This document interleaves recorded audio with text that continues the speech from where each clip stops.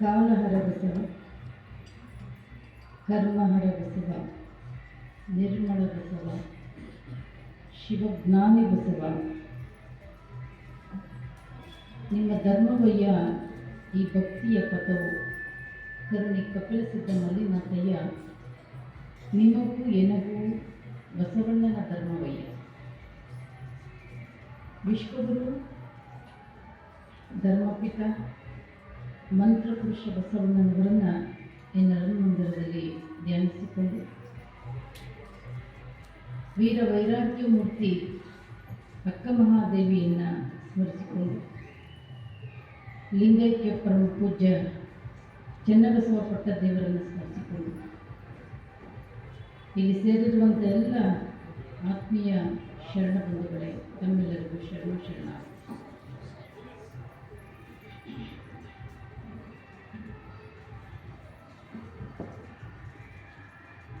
ನಿನ್ನೆ ದಿನ ಅಕ್ಕ ಮಹಾದೇವಿ ಅರಮನೆಯನ್ನು ಬಿಟ್ಟು ಕಲ್ಯಾಣಾಭಿಮುಖವಾಗಿ ಹೊರಡ್ತಾ ಇದ್ದಾರೆ. ದಾರಿಯಲ್ಲಿ ಬರುವಂಥ ಅನೇಕ ರೀತಿಯ ಸಮಸ್ಯೆಗಳನ್ನು ಎದುರಿಸ್ತಾ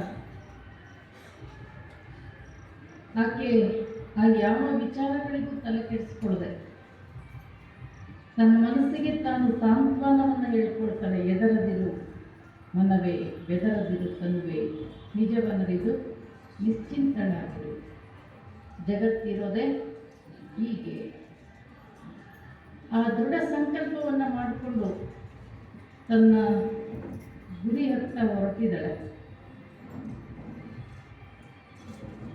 ಮತ್ತು ಅನೇಕ ವೈರಾಗ್ಯಗಳ ಕೈಯಲ್ಲಿ ಅನೇಕ ರೀತಿಯಲ್ಲಿ ಸಮಸ್ಯೆಗಳನ್ನು ಎದುರಿಸುವಂಥ ಒಂದು ಪರಿಸ್ಥಿತಿ ಬರ್ತದೆ. ಅದಕ್ಕಿಂತ ಪೂರ್ವದಲ್ಲಿ ಇವತ್ತಿನ ದಿನ ಅಕ್ಕ ಮಹಾದೇವಿ ದೇವರ ಸ್ವರೂಪವನ್ನು ಕುರಿತು ಆ ಪರಾತ್ಪರ ವಸ್ತು ಈ ಜಗತ್ತಿನಲ್ಲಿ ಹೇಗಿದೆ ಅಂತಕ್ಕಂಥದ್ದನ್ನು ಏನು ಹೇಳ್ತಾಳೆ ಅನ್ನುವಂಥದ್ದನ್ನು ಇವತ್ತಿನ ದಿನ ನೋಡೋಣ. ನಾನು ಮೊನ್ನೆ ಹೇಳಿದೆ, ಅಕ್ಕ ಮಹಾದೇವಿ ರಂಗೋಲಿಯನ್ನು ಬಿಡಿಸ್ತಾ ಇದ್ಲು. ಬಿಡಿಸುವಾಗ ಅವ್ರ ತಾಯಿ ಬಂದು ಕೇಳಿದ್ರು, ಏನು ಬಿಡಿಸ್ತಾ ಇದ್ದಿ ಇದು? ಅದಕ್ಕೆ ಮಹಾದೇವಿ ಹೇಳಿದ್ದು, ನಾನು ಗುರುಗಳ ಮಠಕ್ಕೆ ಹೋಗಿದ್ದೆ, ಗುರುಗಳು ಶ್ರೀಶೈಲದ ವರ್ಣನೆಯನ್ನು ಹೇಳಿದ್ರು, ನಾನು ಅದನ್ನು ರಂಗೋಲಿಯಲ್ಲಿ ಬಿಡಿಸ್ತಾ ಇದ್ದೀನಿ ಅಂತ. ಅದಕ್ಕೆ ಅವ್ರ ತಾಯಿ ಹೇಳಿದ್ಲು, ಮಹಾದೇವಿ ಹೇಳಿದ್ಲು, ನಾನು ಶ್ರೀಶೈಲದ ವರ್ಣನೆಯನ್ನು ಬಿಡಿಸ್ತಾ ಇದ್ದೀನಿ ಎಂದಾಗ, ತಾಯಿ ಈ ವರ್ಷ ನಿನಗೆ ಮದುವೆ ಮಾಡ್ತೀವಿ, ನೀನು ನಿನ್ನ ಗಂಡ ಇಬ್ಬರು ಕೂಡಿ ಶ್ರೀಶೈಲಕ್ಕೆ ಹೋಗಿ ಬರುವಂತೆ. ಅದಕ್ಕೆ ತಕ್ಷಣಕ್ಕೆ ಮಹಾದೇವಿ ಹೇಳಿದ್ಲು, ಅವ್ವ ನಂದಾಗಲೇ ಮದುವೆ ಆಗಿದೆ. ಏನೋ ಮದುವೆ ಆಗಿದೆ ಅಂತೀಯ, ಯಾರು ನಿನ್ನ ಗಂಡ? ಏನು ಹೇಳ್ತಾ ಇದ್ದೀನಿ ನೀನು? ಹೆಂಗದ ನಾವು? ಏನು ಮಾಡ್ತಾನೆ? ಏನು ಹೇಳ್ತಾ ಇರೋದು ಅಂತ ಹೇಳಿದಾಗ, ಅವರ ತಾಯಿಗೆ ತನ್ನ ಗಂಡ ಯಾರು ಅನ್ನೋದನ್ನು ಹೇಳೋದ್ರ ಮುಖಾಂತರ ಜಗತ್ತಿಗೆ ಒಂದು ಮಹಾಲಿಂಗದ ಕಲ್ಪನೆಯನ್ನು, ದೇವರ ಸ್ವರೂಪವನ್ನು ಹೇಳ್ತಾರೆ. ನನ್ನ ಗಂಡ ಹೇಗಿದ್ದಾನೆ, ಏನು ಮಾಡ್ತಾನೆ ಅಂದರೆ, ಸಾವಿಲ್ಲದ, ಕೇಡಿಲ್ಲದ, ರೂಪಿಲ್ಲದ ಚೆಲುವಂಗಾನಲಿದೆ,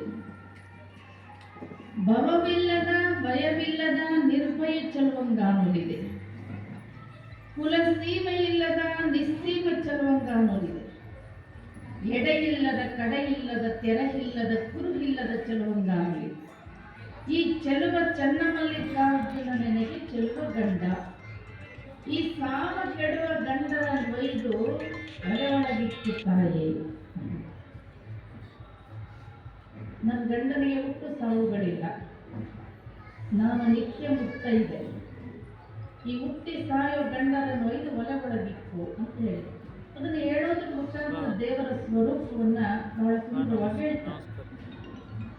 ಈ ಜಗತ್ತಿಗೆ ಯಾವುದೋ ಒಂದು ಶಕ್ತಿ ಇದೆ, ಯಾವುದೋ ಒಂದು ಶಕ್ತಿ ಇದೆ. ಆ ಶಕ್ತಿಗೆ ನಾವು ದೇವರು ಅಂತ ಕರೆದ್ವಿ, ಮತ್ತು ಬೇರೆ ಬೇರೆಯವರು ಬೇರೆ ಬೇರೆ ಹೆಸರನ್ನ ಇಟ್ಟು ಕರೆದ್ರು. ದೇವರು ಅಂದ್ರೆ ಏನು ಅಂದ್ರೆ ಅಂದ್ರೆ ದೇಹ ಇಲ್ಲದೆ ಇದ್ದವನು ಅಂತ ಅರ್ಥ. ಅಂದ್ರೆ ದೇಹ ಇಲ್ಲದೆ ಇದ್ದವನು. ಅಂದ್ರೆ ವರ್ಣ ಇಲ್ಲದೆ ಇದ್ದವನು. ದೇವ. ಅಂದ್ರೆ ರೂಪ ಇಲ್ಲದೆ ಇದ್ದವನು. ದೇಹವಿಲ್ಲದ, ವರ್ಣವಿಲ್ಲದ, ರೂಪವಿಲ್ಲದ ಯಾವುದೋ ಒಂದು ಶಕ್ತಿ ಈ ಜಗತ್ತಿನಲ್ಲಿ ಇದೆ.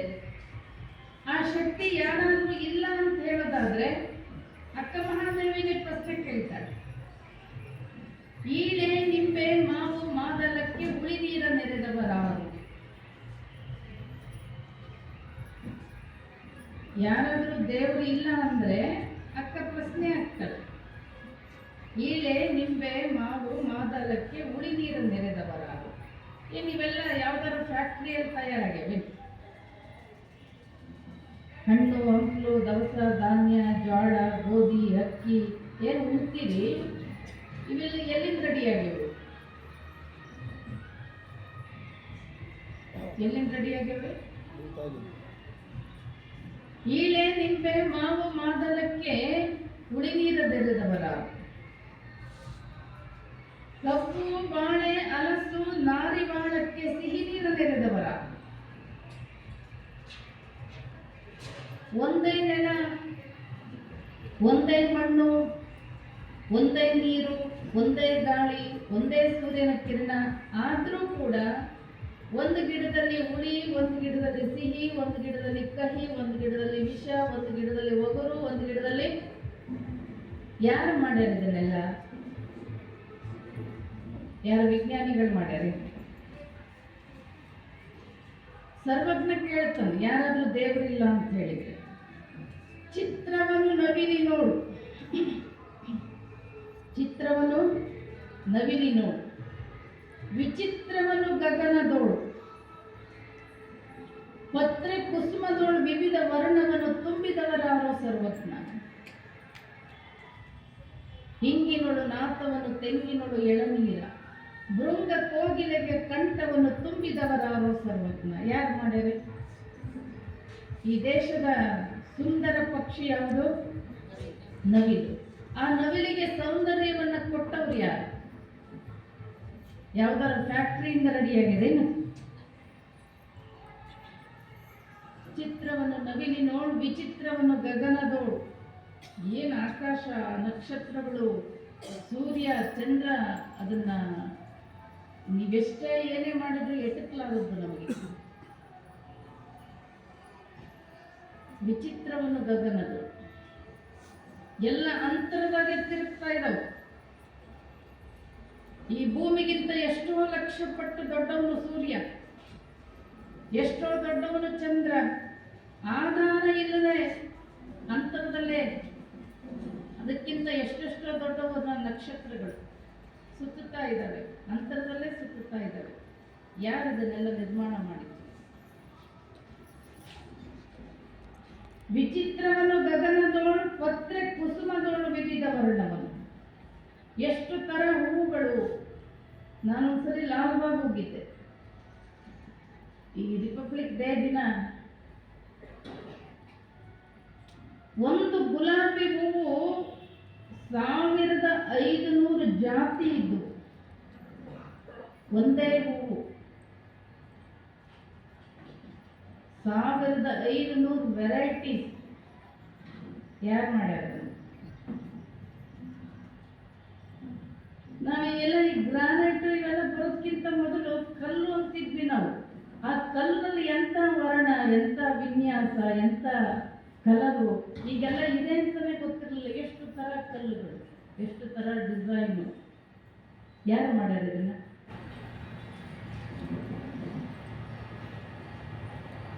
ವಿಚಿತ್ರವನ್ನು ಗಗನದೋಳು, ಪತ್ರೆ ಕುಸುಮದೋಳು ವಿವಿಧ ವರ್ಣವನ್ನು. ಎಷ್ಟು ತರ ಹೂವು, ಎಷ್ಟು ತರ ಕಲರು, ಎಷ್ಟು ತರ ಡಿಸೈನು, ಎಷ್ಟು ತರ ವಾಸನೆ. ಯಾರು ಮಾಡ್ಯಾರ? ಪತ್ರೆ ಕುಸುಮದೋಳು ವಿವಿಧ ವರ್ಣವನ್ನು ತುಂಬಿದವರಾರೋ ಸರ್ವಜ್ಞ. ಹಿಂಗಿನೋಳು ನಾಥವನ್ನ, ಹಿಂಗಿನಲ್ಲಿರ್ತಕ್ಕಂಥ ವಾಸನೆಯನ್ನ, ತೆಂಗಿನೊಳು ಎಳನೀರ ಭೃಂಗ ಕೋಗಿಲೆಗೆ ಕಂಠವನ್ನು ಭಾರತದ ಕೋಗಿಲೆ ಅಂತ ಕರೆದ್ವಿ. ಯಾರಿಗೆ? ಸರೋಜಿನಿ ನಾಯ್ಡುಗೆ. ಸರೋಜಿನಿ ನಾಯ್ಡು ಧ್ವನಿ ಹೇಗಿದೆ ಅಂದ್ರೆ ಕೋಗಿಲೆ ಧ್ವನಿ ಇದ್ದಂಗಿದೆ ಅಂತ ಹೇಳಿದ್ವಿ. ನಾವು ಯಾರು ಕೋಗಿಲೆ ಧ್ವನಿ ಸರೋಜಿನಿ ನಾಯ್ಡು ಧ್ವನಿ ಇದ್ದಂಗಿದೆ ಅಂತ ಹೇಳಲಿಲ್ಲ. ಹೇಳಿದ ಅರ್ಥ ಆಯ್ತಾ? ಸರೋಜಿನಿ ನಾಯ್ಡು ಧ್ವನಿ ಆಗಿದೆ ಕೋಗಿಲೆ ಧ್ವನಿ ಇದ್ದಂಗಿದೆ. ಕೋಗಿಲೆ ಧ್ವನಿ ಸರೋಜಿನಿ ನಾಯ್ಡು ಧ್ವನಿ ಇದ್ದಂಗಿದೆ ಅಂತ ನಾವು ಯಾರು ಹೇಳಲಿಲ್ಲ. ಅಂತ ಸುಂದರವಾಗಿರ್ತಕ್ಕಂಥ ಕಂಠವನ್ನು ಕೋಗಿಲೆಗೆ ಕೊಟ್ಟವರು ಯಾರು?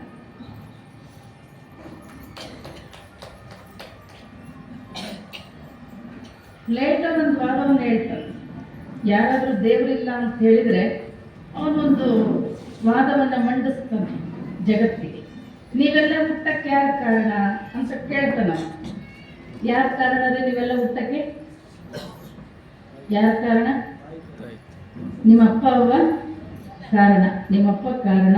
ನಿಮ್ಮಪ್ಪನಿಗೆ, ಅವರಪ್ಪನಿಗೆ, ಅವರಪ್ಪನಿಗೆ, ಅವರಪ್ಪನಿಗೆ,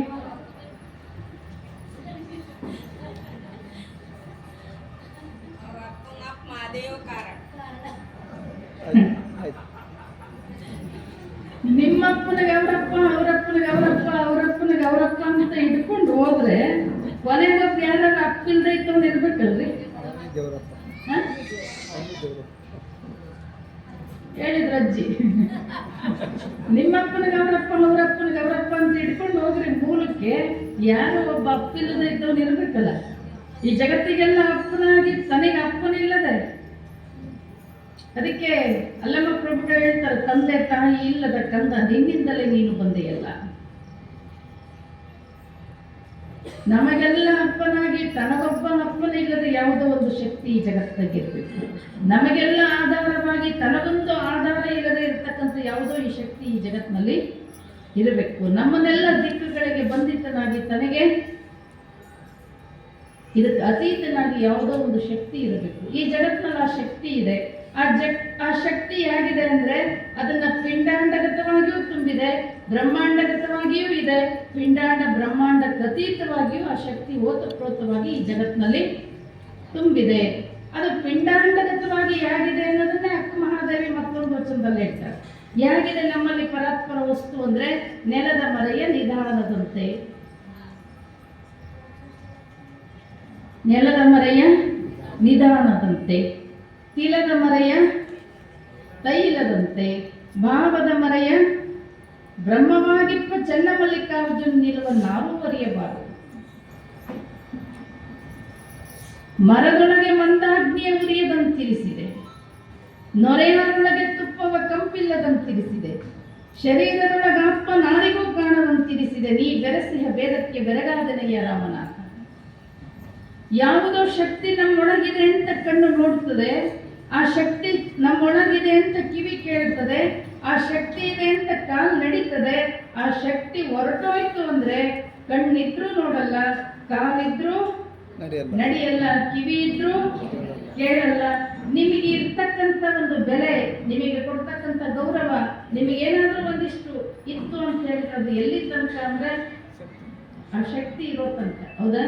ನಿಮಗೇನಾದ್ರು ಆರಾಮಿಲ್ಲ ಅಂತ ಹೇಳಿ ಒಂದು ಕಾರ್ ಬಾಡಿಗೆ ಮಾಡ್ಕೊಂಡು ದವಾಖಾನೆ ಕರ್ಕೊಂಡು ಹೋಗ್ತಾರೆ, ಆಸ್ಪತ್ರೆ ಕರ್ಕೊಂಡು ಹೋಗ್ತಾರೆ. ಅಕಸ್ಮಾತ್ ಆಸ್ಪತ್ರೆಯಲ್ಲಿ ಜೀವ ಹೋಯ್ತು ಅಂದ್ರೆ ಅದೇ ಕಾರ್ನನ್ನ ಹೆಣ ಹಾಕೊಂಡು ಬರ್ಲಿಕ್ಕೆ ಹಿಂದೆ ಮುಂದೆ ನೋಡ್ತಾನೆ. ಯಾವ್ದಾರ ಆಂಬುಲೆನ್ಸ್ಗೆ ಹೇಳಿದ್ರೆ ಅಂತ ಹೇಳ್ತಾನೆ. ಆ ಶಕ್ತಿ ಹೊರಟೋಯ್ತು ಅಂದ್ರೆ ಮಕ್ಕಳ ಅಪ್ಪನ ಹತ್ರಕ್ಕೆ ಬರ್ಲಿಕ್ಕೆ ಎದುರ್ತಾವ, ಹೆಂಡತಿ ಗಂಡನ ಹತ್ರಕ್ಕೆ ಬರ್ಲಿಕ್ಕೆ ಎದುರುತ್ತಾಳೆ. ನಿಮ್ಮ ಬಾಲ್ಕಿಯಲ್ಲಿ ಯಾರ್ದಾರ ಮನೆಯಲ್ಲಿ ಲಗ್ನ ಇದೆ ಅಂತ ಬೇರೆ ಊರವ್ರು ಬಂದಿರ್ತಾರೆ. ಆ ಲಗ್ನದ ಮನೆ, ಮದುವೆ ಮನೆ ಪಕ್ಕದ ಮನೆಗೆ ಹೋಗಿ ಆ ಮದುವೆ ಗದ್ದದಲ್ಲಿ ಚಪ್ಪಲಿ ಬಿಟ್ಬಿಟ್ರೆ ಯಾರಾದ್ರೂ ಚಪ್ಪಲಿ ಕಳ್ತಾನ ಗೊತ್ತಲ್ಲ, ಯಾರಾದ್ರೂ ಹಾಕೊಂಡು ಹೋಗ್ತಾರೆ. ನಾ ಕಕ್ಕಿ ಕಾಲ ಹಾಕಿ ಬಂದು ನಾನು ಚಪ್ಪಲಿ ಹಾಕೊಂಡು ಹೋಗ್ತೀನಿ, ಒಂದು ಅರ್ಧ ತಾಸು, ಒಂದು ತಾಸು ಮದುವೆ ಮುಗಿಸಿ ಬರೋ ತನಕ ನಿಮ್ಮ ಮನೆ ಮುಂದೆ ಚಪ್ಪಲಿ ಬಿಟ್ಟು ಹೋಗ್ತೀನಿ ಅಂದ್ರೆ ಏನಂತೀರಿ ನೀವು? ಏನಂತೀರಿ? ಬಿಟ್ಟೋಗ್ರಿ ಅಂತೀರ. ಈ ದೇಶವನ್ನೇ ಆಳಿದ ರಾಜನ ಹೆಣ ಇದೆ, ರಾಷ್ಟ್ರಪತಿ ಹೆಣ ಇದೆ, ಒಬ್ಬ ದೊಡ್ಡ ಜಗದ್ಗುರುವಿನ ಹೆಣ ಇದೆ. ಒಂದು ಅರ್ಧ ತಾಸು ನಿಮ್ಮ ಮನೆ ಮುಂದೆ ಇಟ್ಟು ಹೋಗ್ತೀನಿ ಅಂದ್ರೆ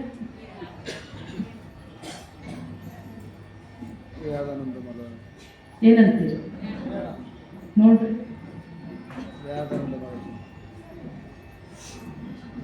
ಕಾಲಿಗಿನ ಚಪ್ಪಲಿ ಒಂದು ಅರ್ಧ ತಾಸು ನಿಮ್ಮ ಮನೆ ಮುಂದೆ ಬಿಟ್ಟು ಹೋಗ್ತೀನಿ ಅಂದ್ರೆ ಬಿಟ್ಟು ಹೋಗ್ರಿ ಅಂತೀರಿ. ಈ ದೇಶವನ್ನೇ ಆಳಿದ ರಾಜನ ಹೆಣ ಇದೆ ಅಂದ್ರೆ ಯಾರು ಅದನ್ನು ಇಟ್ಕೊಳ್ಳಿಕ್ಕೆ ರೆಡಿ ಇಲ್ಲ. ಮತ್ತು ನಿಮ್ಮ ಶರೀರಕ್ಕೆ ಬೆಲೆ ಯಾವಾಗ? ಯಾವುದು ಇರುವುದು, ಯಾವುದು ತನ್ನ ಇರುವನ್ನು ಅರಿಯುವುದು, ಯಾವುದು ಇಲ್ಲದಿದ್ದರೆ ಈ ಶರೀರ ಏನನ್ನೂ ಪಡೆಯಲಾಗ.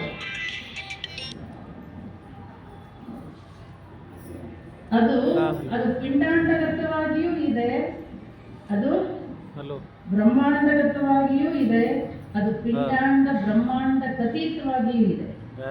ನಮ್ಮೊಳಗಿರ್ತಕ್ಕಂಥ ಚೈತನ್ಯಕ್ಕೆ ಚಿಲ್ಲಿಂಗ ಅಂತ ಕರೀತಾರೆ. ಇಡೀ ಜಗತ್ತನ್ನ ತುಂಬಿರುವಂತ ಮಹಾಲಿಂಗ ಅಂತ ಕರೀತಾರೆ. ಇವೆರಡಕ್ಕೂ ಅತೀತವಾಗಿರ್ತಕ್ಕಂಥ ಚೈತನ್ಯಕ್ಕೆ ನಿಷ್ಕಲ ಲಿಂಗ ಅಂತ ಕರೀತಾರೆ. ನಿಷ್ಕಲ ಲಿಂಗ ಅಂತ ಕರೀತಾರೆ. ಆ ಪರಾತ್ಪರ ವಸ್ತುವಿನಿಂದ ಈ ಜಗತ್ತು ತುಂಬಿದೆ.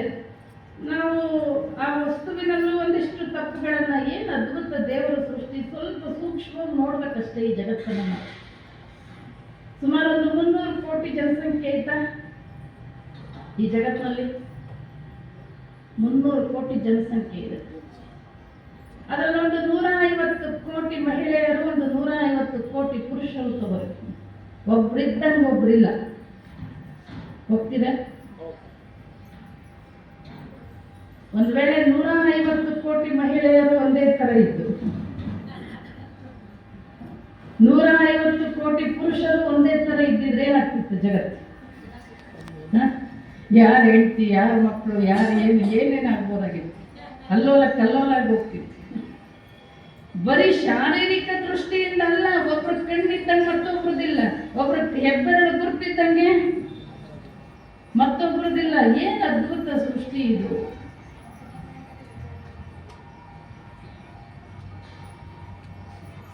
ಒಂದು ಆಲದ ಮರದ ಬೀಜ, ನಿಮಗೆ ಆಲದ ಮರ ಗೊತ್ತಿದೆ ಹೌದಾ? ಅದರ ಬೀಜ ಎಷ್ಟಿರ್ತದೆ? ಎಷ್ಟಿರ್ತದ್ರಿ? ಒಂದು ಸಾಸಿವೆ ಕಾಳನ್ನ ನೀವು ಒಂದು 5-6 ಭಾಗ 7-8 ಭಾಗ ಮಾಡಿದ್ರೆ ಎಷ್ಟಿರುತ್ತೋ ಅಷ್ಟಿರುತ್ತದೋ. ಅದು ಸಾಸಿವೆ ಕಾಳಷ್ಟು ಇರಲ್ಲ.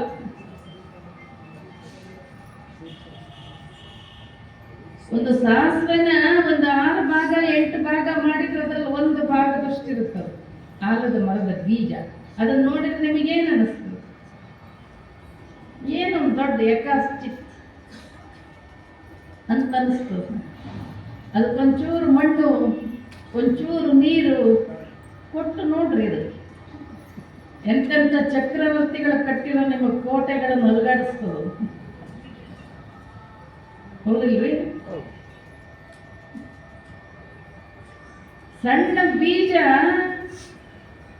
ಬೆಂಗಳೂರು ಹತ್ರ ಒಂದು ದೊಡ್ಡ ಆಲದ ಮರ ಅಂತಿದೆ. ಎಷ್ಟಿದೆ ಗೊತ್ತೇನ ನಿಮಗೆ? ಎಷ್ಟಿದೆ? 4 ಎಕರೆ ಇದೆ. ಒಂದು ಮರ ಎಷ್ಟಿದೆ?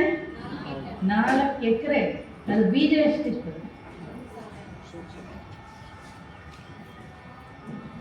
ಏನು ಅದ್ಭುತ ಭಗವಂತನ ಸೃಷ್ಟಿ ಅಂತ ಕೇಳ್ತೇನೆ. ಆದ್ರೆ ಅವನ ಸೃಷ್ಟಿಯಲ್ಲೂ ತಪ್ಪು ಕಂಡಿದ್ದೀವ್ರಿ ನಾವು.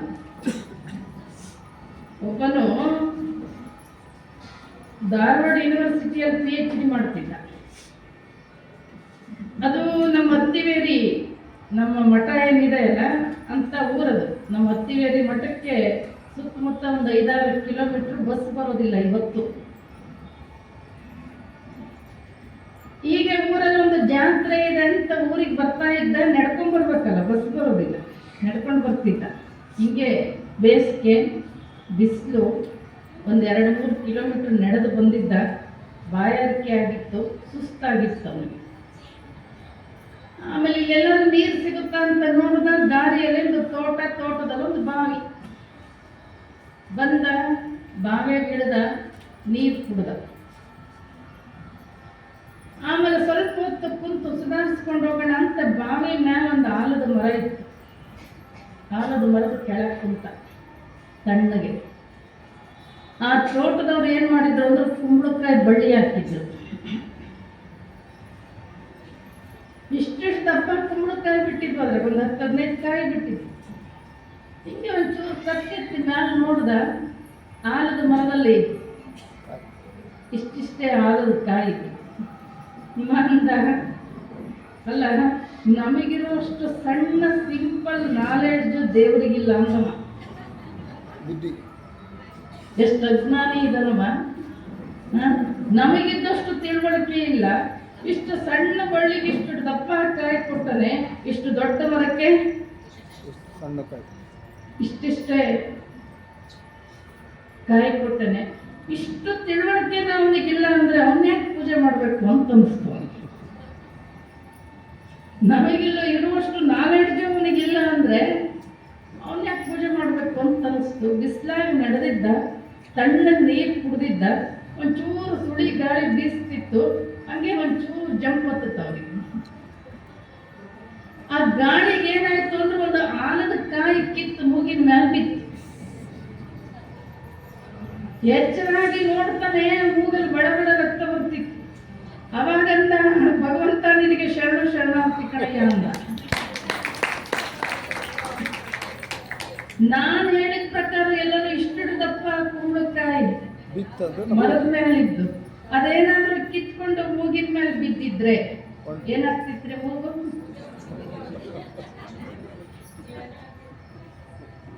ಹಿಡಿ ಹಣ್ಣು ಕುಂಬಳಕ್ಕೆ, ಮಿಡಿ ಹಣ್ಣು ಆಲಕ್ಕೆ, ಅಡಿ ನೆರಳಲ್ಲಿ ಪಂಗುಡನು ತಾವು ಕೆಡದಂತೆ ಮಾಡಿದನು ಸರ್ವಜ್ಞ. ಏನಿ ಜಗತ್ತಿನಲ್ಲಿ ದೇವರ ಸೃಷ್ಟಿ ಇದೆ, ಎಲ್ಲದರಲ್ಲೂ ಒಂದು ಉದ್ದೇಶ ಇದೆ. ಅಷ್ಟು ದೊಡ್ಡ ಮರಕ್ಕೆ ಸಣ್ಣ ಕಾಯಿ ಕೊಡೋದ್ರಲ್ಲೂ ಉದ್ದೇಶ ಇದೆ, ಅಷ್ಟು ಸಣ್ಣ ಬಳ್ಳಿಗೆ ದೊಡ್ಡ ಕಾಯಿ ಕೊಡೋದ್ರಲ್ಲೂ ಉದ್ದೇಶ ಇದೆ. ಈ ಸೃಷ್ಟಿಯಲ್ಲಿ ಎಲ್ಲ ಉದ್ದೇಶದಿಂದಲೇ ಈ ಜಗತ್ತು ಸೃಷ್ಟಿಯಾಗಿರೋದು. ಎಲ್ಲದಕ್ಕೂ ಒಂದು ಉದ್ದೇಶ ಇದೆ. ಎಲ್ಲನೂ ಇಷ್ಟ ಇರಬೇಕು, ಇಷ್ಟೇ ದೂರ ಇರಬೇಕಂತಿದೆ. ಒಬ್ಬ ಭೂಮಿ, ಸೂರ್ಯ ಭೂಮಿಯಿಂದ ಎಷ್ಟು ದೂರ ಇದೆ? ಎಷ್ಟು ದೂರ ಅದನ್ರಿ? 9,33,00,000 ಮೈಲಿ ದೂರ ಇದೆ. ಅವೇನಾದ್ರೂ 1 ಕೋಟಿ ಹತ್ರ ಬಂದ್ರೆ ಏನಾಗ್ತದೆ? ಎಲ್ಲ ಸುಟ್ಟೋಗ್ತದೆ. 1 ಕೋಟಿ ಮ್ಯಾಕ್ ಹೋದ್ರೆ ಅವನು ಇಷ್ಟೇ ಅಂತರದಲ್ಲಿರಬೇಕು ಅಂತ ದೇವರ ಉದ್ದೇಶ ಇತ್ತು. ಇಷ್ಟೇ ಉಷ್ಣ ಸಿಗಬೇಕು, ಇಷ್ಟೇ ಹೀಗೆ ಇರಬೇಕು ಅಂತೇಳಿ. ಭೂಮಿ ಸೂರ್ಯನ ಸುತ್ತ ಸುತ್ತುತ್ತೆ, ಹೌದಾ? ಭೂಮಿ ಸೂರ್ಯನ ಸುತ್ತ ಸುತ್ತುತ್ತೆ. 1 ಗಂಟೆಗೆ 1000 ಮೈಲಿ ವೇಗದಲ್ಲಿ ಸುತ್ತುತ್ತಾನೆ. 1 ಗಂಟೆಗೆ 1000 ಮೈಲಿ ವೇಗದಲ್ಲಿ ಸುತ್ತುತ್ತಾನೆ. 1000 ಮೈಲಿ ವೇಗದಲ್ಲಿ ಸುತ್ತುತ್ತಾನೆ ಅಂತ ನಮಗೆ 12 ಗಂಟೆಯ ಹಗಲು, 12 ಗಂಟೆಯ ರಾತ್ರಿ ಆಗ್ತದೆ. ಈಗ ನೀವು ಸರ್ ಇದ್ದೀರಿ, ಕೆಲವರು ವಕೀಲರು ಇದ್ದೀರಿ, ಕೆಲವರು ಮ್ಯಾನೇಜರ್ ಇದ್ದೀರಿ, ಏನೇನು ಇದ್ದೀರಲ್ಲ ನಿಮ್ಮ ಉದ್ಯೋಗದಲ್ಲಿ. ನಿಮಗೇನಾದ್ರು ಸ್ವಲ್ಪ ಜ್ವರ ಬಂತು, ಆರಾಮಿರ್ಲಿಲ್ಲ ಅಂದ್ರೆ ಏನ್ ಮಾಡ್ತೀರಿ ನೀವೆಲ್ಲ? ಏನ್ ಮಾಡ್ತೀರಿ? ರಜಾ ಹಾಕ್ತಿರೋದಿಲ್ಲ. ಭೂಮಿನ ಸುತ್ತ ಒಂದಿಷ್ಟು ರಜಾ ತಗೊಂಡ್ರೆ ಆರಾಮಿಲ್ಲ ಅಂತ.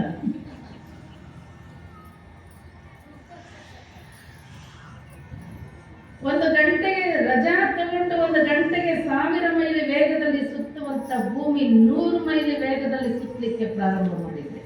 ಎಷ್ಟು ಗಂಟೆ ಆಗಲಿ, ಎಷ್ಟು ಗಂಟೆ ರಾತ್ರಿ ಆಗುತ್ತೆ? ಎಷ್ಟೆಷ್ಟಾಗುತ್ತೆ? 1 ಗಂಟೆಗೆ 1000 ಮೈಲಿ ವೇಗದಲ್ಲಿ ಸುತ್ತುತ್ತಾನೆ ಅಂತ ನಮಗೆ 12 ಗಂಟೆಯ ಹಗಲು, 12 ಗಂಟೆಯ ರಾತ್ರಿ ಆಗುತ್ತೆ. 1000 ಮೈಲಿ ವೇಗದಲ್ಲಿ ಸುತ್ತೋದನ್ನ ಬಿಟ್ಟು ಗಂಟೆಗೆ 100 ಮೈಲಿ ವೇಗದಲ್ಲಿ ತಿರುಗಲಿಕ್ಕೆ ಪ್ರಾರಂಭ ಮಾಡಿದ್ರೆ ಎಷ್ಟು ಗಂಟೆ ಆಗಲಿ, ಎಷ್ಟು ಗಂಟೆ ರಾತ್ರಿ? 120 ಗಂಟೆಯ ಹಗಲು, 120 ಗಂಟೆಯ ರಾತ್ರಿ ಆಗುತ್ತೆ. ಹಾಗೇನಾದ್ರೂ ಆಯ್ತು ಅಂದ್ರೆ ಮಲಗದವರೆಲ್ಲರೂ ಮಲಗದಲ್ಲೇ ಇರ್ತೀರ. ನಮ್ಮನ್ನ ನೀವ್ ಎಳ್ಸಕ್ ಬರಲ್ಲ, ನಿಮ್ಮನ್ನ ನಾವ್ ಎಳ್ಸಕ್ ಬರಲಿ. ಏನೇನು ಈ ಜಗತ್ತಿನಲ್ಲಿದೆ ಎಲ್ಲದರಲ್ಲೂ ಒಂದು ಕ್ರಮಬದ್ಧತೆ ಇದೆ. ದೇವರ ಸೃಷ್ಟಿಯಲ್ಲಿ ಒಂದು ಕ್ರಮಬದ್ಧತೆ ಇದೆ. ಅದು ಹೀಗೆ ನಡಿಬೇಕು ಅಂತ, ಅದು ಹಾಗೆ ನಡೀತಾ ಇದೆ. ಆ ಕ್ರಮಬದ್ಧತೆಯಲ್ಲಿ ಸ್ವಲ್ಪ ವ್ಯತ್ಯಾಸ ಆದರೂ ಏನೇನೋ ಆಗ್ತದೆ, ಏನೇನೋ ಆಗುತ್ತೆ. ಇಷ್ಟೇ ನಿಸರ್ಗ, ಇಷ್ಟೇ ಗಿಡ ಮರಗಳು, ಅವಿಷ್ಟೇ ಜನಸಂಖ್ಯೆ ಇರಬೇಕು, ಇಷ್ಟೇ ನೀರಿರಬೇಕು, ಹೀಗೆ ಇರಬೇಕು ಅಂತಿದೆ ಆತನ ಸೃಷ್ಟಿ. ನಾವು ಅದನ್ನು ಸ್ವಲ್ಪ ಏರುಪೇರು ಮಾಡ್ತಾ ಇದ್ದೀವಿ, ನಮಗೂ ಒಂಚೂರು ಏರುಪೇರುಗಳು ಆಗ್ತದೆ.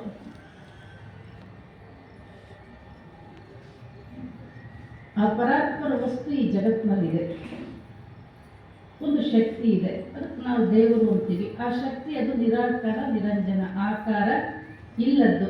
ಅದು ಹೇಗೆ ಅಂತ ಹೇಳಿದ್ರೆ ಅದನ್ನ ಅಕ್ಕ ಮಹಾದೇವಿ ಹೇಳ್ತಾಳೆ, ಪರಮಾತ್ಮನಿಗೆ ಏನಿಲ್ಲ ಅಂದ್ರೆ ಆ ಪರಾತ್ಪರ ವಸ್ತುವಿಗೆ ಸಾವಿಲ್ಲ. ಏನಿಲ್ಲ ದೇವರಿಗೆ? ಸಾವಿಲ್ಲದ.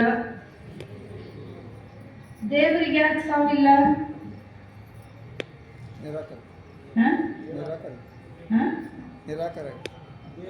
ಅವನು ಹುಟ್ಟಿಲ್ಲ, ಅದಕ್ಕೆ ಅವನಿಗೆ ಸಾವಿಲ್ಲ.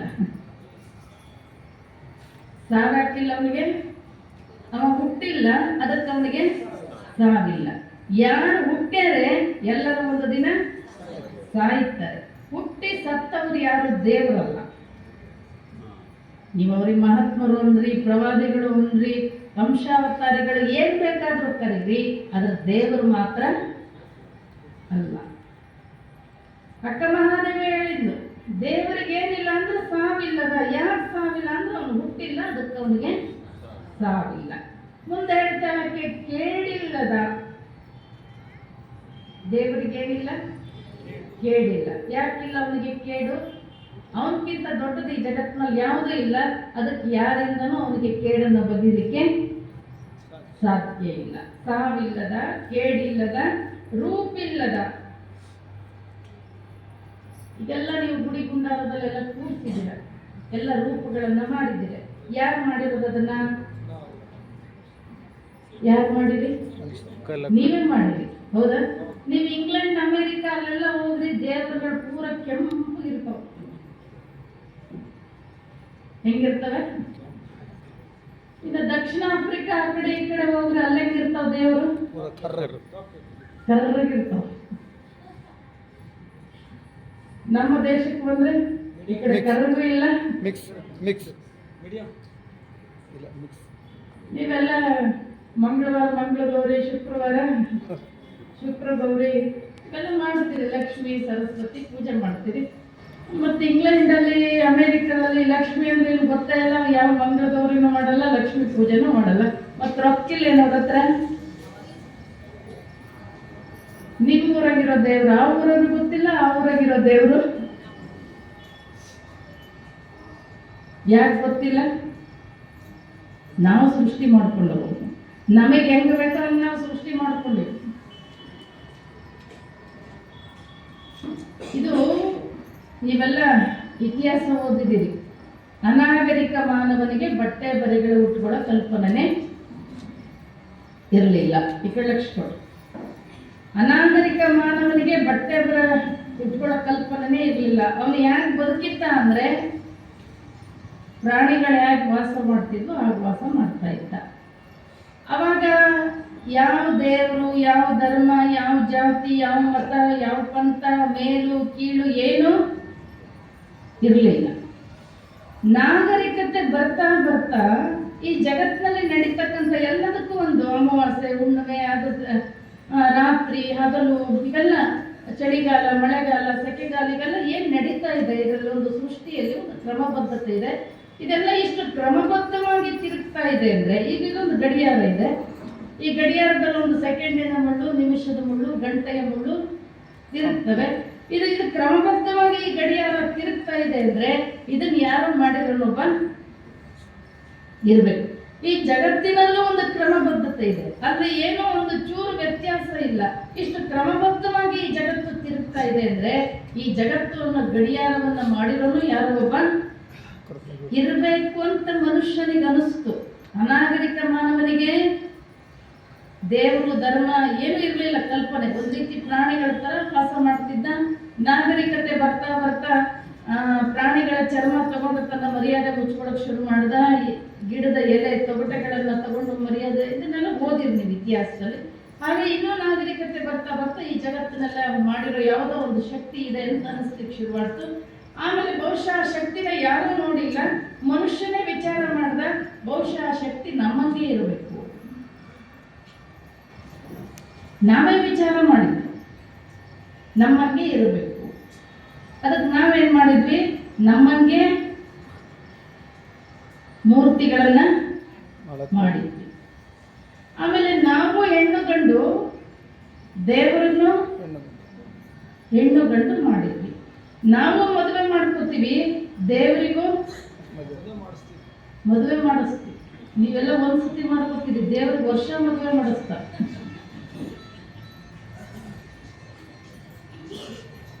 ನಮಗೂ ಮಕ್ಕಳು ಮರಿ, ದೇವರಿಗೂ ಮಕ್ಕಳು ಮರಿ ಕಟ್ತೀವಿ. ನಾವು ಜಗಳ ಆಡ್ತೀವಿ, ದೇವರಿಗೂ ಜಗಳ ಹಚ್ಚ. ಯಾರಿದನ್ನೆಲ್ಲ ಮಾಡಿದ್ರು? ಕೆಲವ್ರ ಮನೆಗೆ ಹೋಗ್ರಿ, ಎಲ್ಲ ಗಂಡಂದ ನಡೀತಿರ್ತವೆ, ಹೆಂಡ್ತಿದೇನು ನಡೆಯೋದೇ ಇಲ್ಲ. ಅವ್ನು ಹೇಳೋದನ್ನು ಕೇಳ್ತಿರೋ, ಯಾವುದೋ ಒಂದು ಮೂಲೆ ಇರ್ತಾಳೆ. ಇನ್ನು ಕೆಲವ್ರ ಮನೆಗೆ ಹೋಗ್ರಿ, ಎಲ್ಲ ಹೆಂಡ್ತಿದ ನಡೀತಿರ್ತವೆ.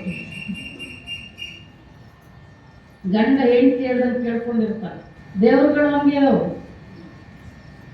ಕಂಚಿ ಕಾಮಾಕ್ಷಿ, ಮಧುರೆ ಮೀನಾಕ್ಷಿ, ವೈಷ್ಣವ ದೇವಿ, ಇಲ್ಲೆಲ್ಲ ಹೋಗ್ರಿ ನೀವು, ಯಾರು ನಡೀತದ್ರಿ? ಪೂಜಾರಿಗಳು. ಅಮ್ಮವರೇ ಬಾಸ್ ಅಲ್ಲಿ. ಅವ್ರ ಗಂಡಂದಿರಿದ್ರು ಯಾರು ಕೇಳೋರಿಲ್ಲ ಅಲ್ಲಿ. ಇನ್ನ ಕಾಶಿ ವಿಶ್ವನಾಥ, ಶ್ರೀಶೈಲ, ಮಲ್ಲಿಕಾರ್ಜುನ, ಸೋಮನಾಥ್, ಇವೆಲ್ಲ ಹೋಗ್ರಿ, ಅಲ್ಲಿ ಯಾರು ಬಾಸು?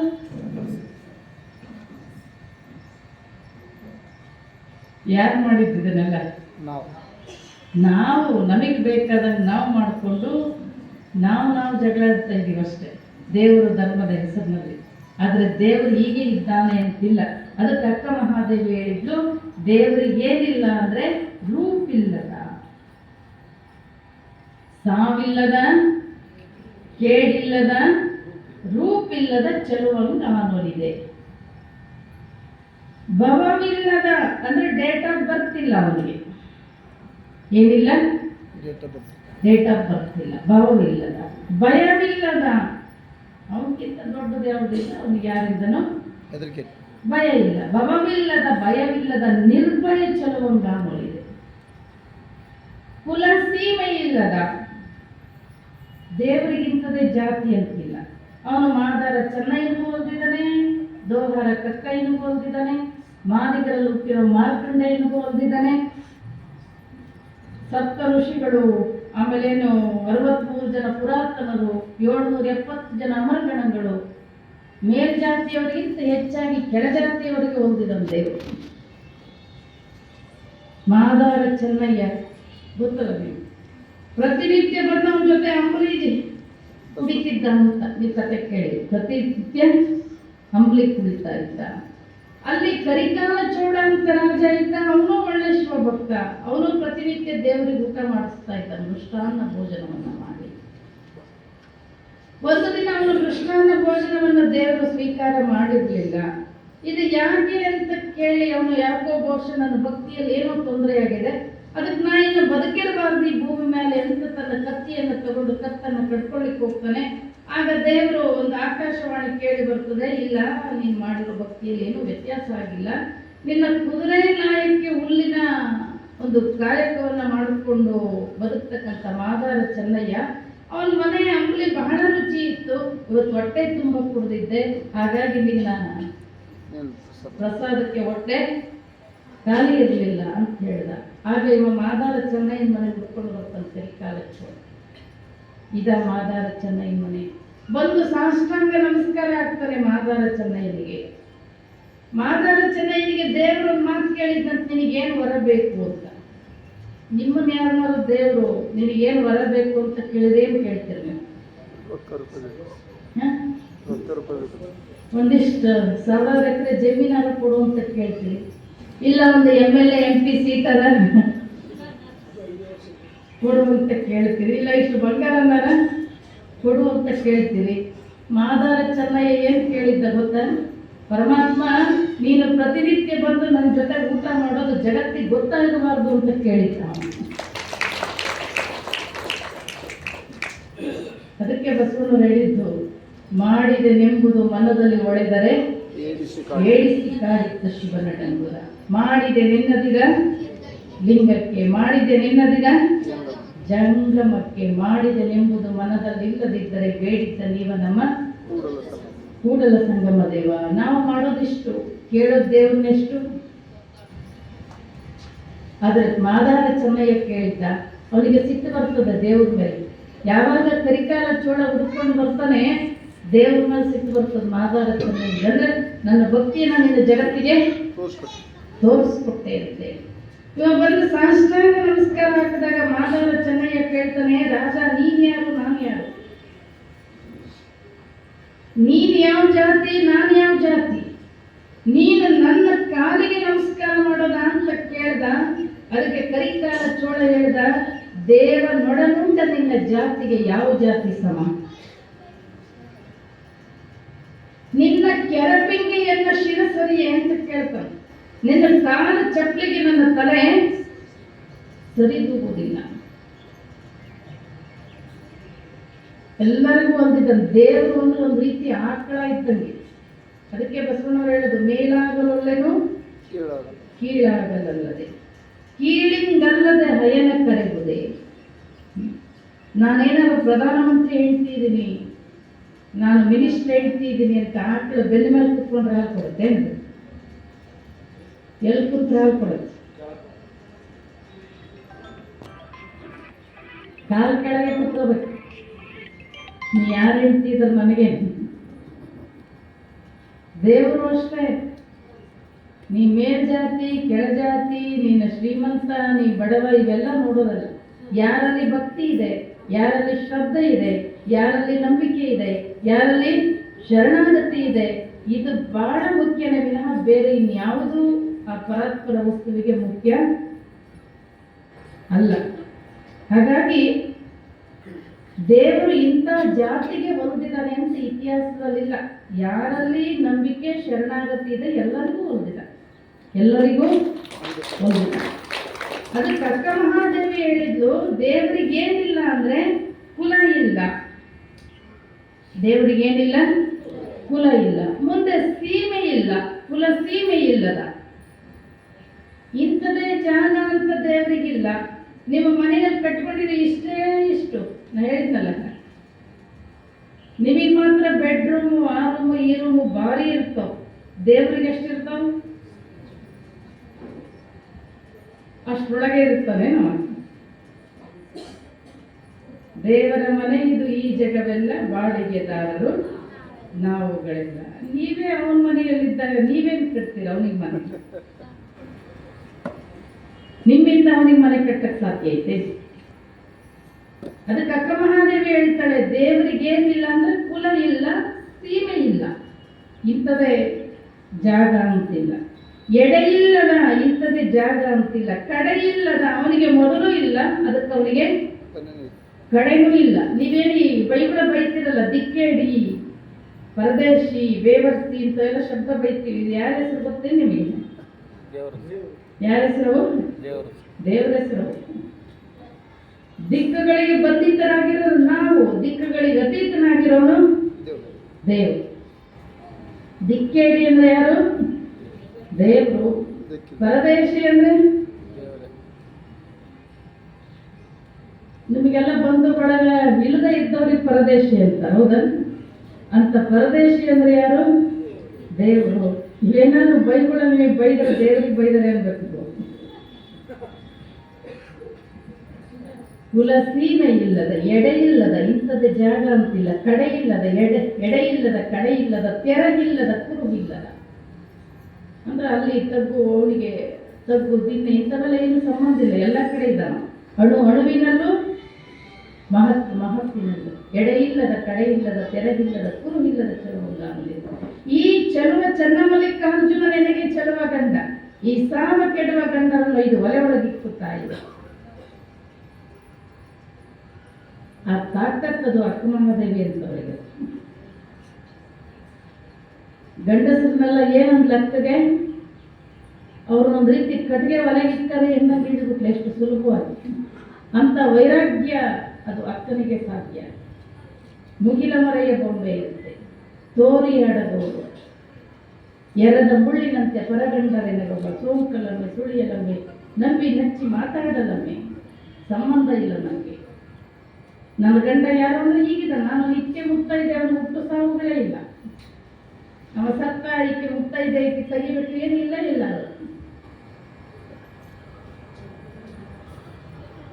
ಬಸವಣ್ಣವರು ಹೇಳ್ತಾರೆ, ದೇವರು ಹೇಗಿದ್ದಾನೆ ಈ ಜಗತ್ತಿನಲ್ಲಿ ಅಂದ್ರೆ ಎತ್ತೆತ್ತ ನೋಡಿದೆಡತ್ತತ್ತ ನೀನೇ ದೇವ, ಎತ್ತೆತ್ತ ನೋಡಿದೆಡತ್ತತ್ತ ನೀನೇ ದೇವ, ಸಕಲ ವಿಸ್ತಾರದ ರೂಪು ನೀನೇ ದೇವ, ವಿಶ್ವತೋ ಚಕ್ಷು ನೀನೇ ದೇವ, ವಿಶ್ವತೋ ಮುಖ ನೀನೇ ದೇವ, ವಿಶ್ವತೋ ಬಾಹು ನೀನೇ ದೇವ, ವಿಶ್ವತಃ ಪಾದ ನೀನೇ ದೇವ, ಕೂಡಲ ಸಂಗಮ ದೇವ, ಜಗದಗಲ. ಎಷ್ಟಗಲದನ್ ದೇವರು, ಈ ಜಗತ್ತು ಎಷ್ಟಾಯ್ತೋ ಅಷ್ಟು, ಇಷ್ಟು ಅಂತ ಹೇಳಕ್ಕಿಲ್ಲೇ ಇಲ್ಲ. ಜಗದಗಲ, ಮುಗಿಲಗಲ, ಮಿಗೆಯಗಲ, ನಿಮ್ಮಗಲ. ಅವನು ಇಷ್ಟು ಅಂತ ಹೇಳಕ್ ಸಾಧ್ಯ ಇಲ್ಲ. ಅವನು ಎಷ್ಟು ದೊಡ್ಡವನು, ನಿನ್ನಷ್ಟು ನೀನು ದೊಡ್ಡವನು. ಪಾತಾಳದಿಂದ ತತ್ತ ನಿಮ್ಮ ಶ್ರೀಚರಣ, ಬ್ರಹ್ಮಾಂಡದಿಂದ ತತ್ತ ನಿಮ್ಮ ಶ್ರೀಮುಖ, ಅಗಮ್ಯ ಅಗೋಚರ ಅಪ್ರತಿಮ ಲಿಂಗವೇ ನೀವೆನ್ನ ಕಲಸ್ಥಳಕ್ಕೆ ಬಂದು ಚುರುಕಾಗಿದೆ. ಎಲ್ಲ ಕಡೆ ಓತಪೂರ್ವಕವಾಗಿ ತುಂಬಿರ್ತಕ್ಕಂಥ ಪರಾತ್ಪರ ವಸ್ತು ಅದು ಹೇಗಿದೆ ಅಂತಕ್ಕಂಥದನ್ನ ಅವರ ತಾಯಿಗೆ ತನ್ನ ಗಂಡನ ಸ್ವರೂಪವನ್ನ, ತನ್ನ ಗಂಡನ ರೂಪವನ್ನ ಹೇಳೋದ್ರ ಮುಖಾಂತರ ಜಗತ್ತಿಗೆ ಭಗವಂತನ ಸ್ವರೂಪವನ್ನು ಹೇಳ್ತಾರೆ. ಒಂದು ಸುಮ್ಮನೆ ಒಂದು ಒಳ್ಳೆ ಒಂದು ದೃಷ್ಟಾಂತ. ಒಂದೂರಲ್ಲಿ ಒಬ್ಬ ರಾಜ ಇದ್ದ. ಆ ರಾಜ ಬಹಳ ಜನ, ಇಂದಿನ ಅನೇಕ ರಾಜರು ಬಹಳ ಜ್ಞಾನಿಗಳಾಗಿದ್ರು.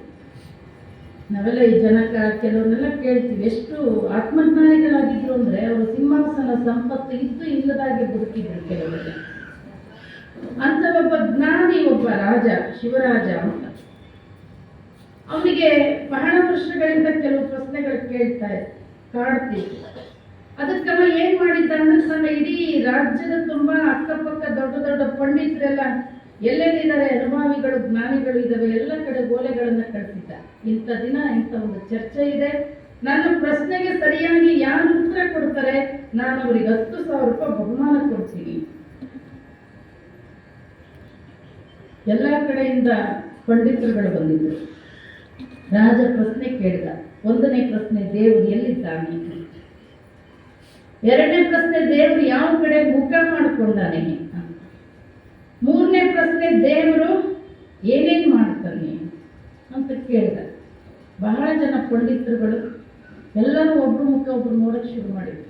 ದೇವರು ಎಲ್ಲಿದ್ದಾನೆ, ಏನ್ ಮಾಡ್ತಾನೆ, ಯಾವ ಕಡೆ ಮುಖ ಮಾಡಿಕೊಂಡಾನೆ, ಒಬ್ರಿಗೂ ಸರಿಯಾಗಿ ಅರ್ಥ ಆಗೋದಿಲ್ಲ. ಆಮೇಲೆ ಸುಮಾರು ಹೊತ್ತು ನೋಡಿದ, ಯಾರು ಪ್ರಶ್ನೆಗೆ ಉತ್ತರ ಕೊಡ್ಲಿಲ್ಲ. ಆಸ್ಥಾನದ ಪಂಡಿತ ಒಬ್ಬ ಇದ್ದ, ಕಾಶಿನಾಥ ಶಾಸ್ತ್ರಿ ಅಂತ, ಒಬ್ಬ ಹಿರಿಯ ಪಂಡಿತ. ಬಹಳ ವರ್ಷದಿಂದ ರಾಜ ಅವರಿಗೆ ಉಡುಗೊರೆಗಳನ್ನು ಕೊಟ್ಕೊಂಡು ಸಾಕ್ತಾ ಬಂದಿದ್ದ, ಆಸ್ಥಾನದ ಪಂಡಿತ ಅಂತ ಹೇಳಿ. ಹಾಗಾಗಿ ರಾಜನಿಗೆ ಬಹಳ ಸಿಟ್ಟು ಬರ್ತದೆ, ನಿಮ್ಮನ್ನೆಲ್ಲ ಇಷ್ಟು ಜನ ಸಾಕಿರೋದು ಯಾಕೆ, ನೀವ್ಯಾರು ಸಮರ್ಪಕವಾಗಿ ಒಂದಿಷ್ಟು ನನಗೆ ತೃಪ್ತಿ ಆಗವಾಗಿ ನೀವು ಉತ್ತರ ಕೊಡಲಿಲ್ಲ ಅಂದ್ರೆ ಬಹಳ ಸಿಟ್ಟು ಬಂದು ಅಕ್ಕಪಕ್ಕದ ಅನೇಕ ಪಂಡಿತರು ಬಂದಿದ್ರು. ತನ್ನ ಆಸ್ಥಾನದಲ್ಲೂ ಅನೇಕ ಪಂಡಿತರನ್ನ ಸಾಕಿದ್ದ. ಯಾರಿಂದಲೂ ಉತ್ತರ ಸಿಗದ ಇದ್ದಾಗ ಹಿರಿಯ ಪಂಡಿತ ಕಾಶಿನಾಥ ಶಾಸ್ತ್ರಿ ರಾಜ ಹೇಳ್ದ, ಪಂಡಿತರೆ ನೀವು ನನ್ನ ಪ್ರಶ್ನೆಗೆ ಉತ್ತರ ಕೊಡ್ಲೇಬೇಕು. ಉತ್ತರ ಕೊಟ್ರೆ 10,000 ರೂಪಾಯಿ ಬಹುಮಾನ, ಉತ್ತರ ಕೊಡದೇ ಇದ್ರೆ ನಿಮಗೆ ತಲೆದಂಡ ಅಂದ. ಮರಣದಂಡನೆ ಶಿಕ್ಷೆ ಕೊಡ್ಬೇಕಾಗ್ತದೆ ಅಂತ ರಾಜನಿಗೆ, ಪಂಡಿತನಿಗೆ ಬಹಳ ಭಯ ಆಯ್ತು. ಭಯ ಆಗಿ ಏನ್ ಮಾಡ್ದ, ಮಹಾರಾಜ ನನಗೊಂದು 15 ದಿವಸ ಅವಕಾಶ ಕೊಡ್ರಿ ಅಂತ ಹೇಳ್ದ. ಆಯ್ತು ಅಂತ ರಾಜ, ಹಾಗೆ 15 ದಿವಸ ಅವಕಾಶ ಕೊಡ್ತೇನೆ, ನೀ ಇಂಥ ದಿನ ಬಂದು ನನಗೆ ಪ್ರಶ್ನೆಗೆ ಉತ್ತರ ಕೊಡ್ಲೇಬೇಕು. ಮನೆಗೆ ಬಂದ. 30 ವರ್ಷ ಕಾಶಿಯಲ್ಲಿ ಅಭ್ಯಾಸ ಮಾಡಿ ಬಂದಿದ್ದ. ಎಲ್ಲ ಪುಸ್ತಕಗಳನ್ನು ಇಟ್ಟು ತಿರುವಕ್ಕೆ ಶುರು ಮಾಡಿದ. ದೇವರು ಎಲ್ಲಿದ್ದಾನೆ, ಯಾವ ಕಡೆ ಮುಖ ಮಾಡ್ಕೊಂಡಾನೆ, ದೇವರು ಏನೇನ್ ಮಾಡ್ತಾನೆ. ದೇವರು ಅಂತಕ್ಕಂಥವನು ಅನುಭವ ವೇದ್ಯನ ವಿನಃ ಪುಸ್ತಕೀಯ ಜ್ಞಾನದಿಂದ ಸಿಗ್ತಕ್ಕಂಥವನ. ಪುಸ್ತಕದ ಜ್ಞಾನವೇ ಬೇರೆ, ಅನುಭವ ಜ್ಞಾನನೇ ಬೇರೆ. ನಿಮಗೇನಾದ್ರೂ ಅನುಭವ ಜ್ಞಾನ ಇಲ್ಲದೆ ಪುಸ್ತಕೀಯ ಜ್ಞಾನ ಇತ್ತು ಅಂದ್ರೆ, ಹಿಂಗೆ ಒಬ್ಬ ಸಣ್ಣ ಹುಡುಗಿ PUC ಓದ್ತಿದ್ಲು, ಯಾರೋ ಡಾಕ್ಟರ್ ಇಂಜಿನಿಯರ್ ನೋಡಕ್ ಬಂದ್ರು, ಹುಡುಗಿ ನೋಡಿ ಒಪ್ಕೊಂಡ್ರು ಅಂತ ಹೇಳಿ ಇವ್ರು ಮದುವೆ ಮಾಡಿಕೊಟ್ಬಿಟ್ರೆ ಆಕೆಗಿನ್ನೂ ಅಡುಗೆ ಮಾಡೋದು ಏನು ಕಲಿಸೇ ಇರಲಿಲ್ಲ. ಈಗ ಗಂಡನ ಮನೆಗೆ ಹೋದ್ಮೇಲೆ ಅಡುಗೆ ಮಾಡ್ಬೇಕಲ್ಲ, ಈ ಪುಸ್ತಕ ಸಿಕ್ತವ್ ನೋಡಿದ್ರಿ, ಈಗ ಅಡುಗೆ ಮಾಡೋದು. ಅಂಗಡಿಗೆ ಹೋಗೊಂದು ಬುಕ್ ತಗೊಂಡ್ಬಂದು ಅದ್ರೊಳಗೆ ಹೇಳಿತ್ತು ಇಷ್ಟು ಲೀಟರ್ ನೀರು ಹಾಕ್ಬೇಕು, ಅಷ್ಟು ನೀರು ಹಾಕಿದ್ದು, ಇಷ್ಟು ಬೇಳೆ ಹಾಕ್ಬೇಕು ಅಂತ ಪುಸ್ತಕದಲ್ಲಿ ಬರ್ದಿತ್ತು, ಅಷ್ಟು ಬೇಳೆ ಹಾಕಿದ್ದು, ಇಷ್ಟಿಷ್ಟು ಚಮಚ ಉಪ್ಪು ಖಾರ ಎಲ್ಲ ಹಾಕ್ಬೇಕು, ಅಷ್ಟು ಹಾಕಿದ್ದು ಸಾರೇ ಆಗಿರ್ಲಿಲ್ಲ. ಯಾಕೆ ಅಂದ್ರೆ ಪುಸ್ತಕದಾಗ ಒಲೆ ಹಚ್ಚಕ್ಕೆ ಹೇಳಿರ್ಲಿಲ್ಲ, ಈಕೆ ಒಲೆ ಹಚ್ಚಿರ್ಬೇಕು.